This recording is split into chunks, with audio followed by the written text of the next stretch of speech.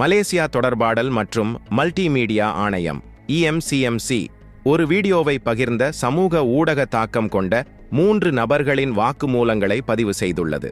அந்த வீடியோவில் அவர்கள் ஒருவருக்கொரு தெருவாசிக்கு உணவுக் கழிவுகளை வழங்கும் காட்சிகள் காணப்பட்டதாக நம்பப்படுகிறது.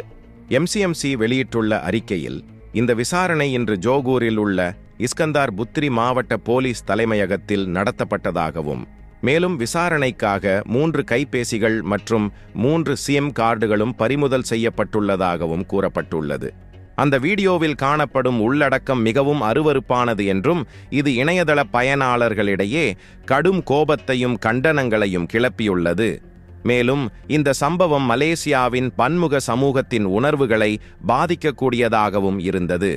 இந்த விசாரணை 1938ஆம் ஆண்டின் தொடர்பாடல் மற்றும் மல்டிமீடியா சட்டத்தின் பிரிவு 230 கீழ் நடத்தப்படுகிறது. குற்றம் நிரூபிக்கப்பட்டால் அதிகபட்சமாக 2 ஆண்டுகள் சிறை தண்டனை அல்லது 6,500 வரை அபராதம் அல்லது இரண்டும் ஒரு சேர வழங்கப்படலாம்.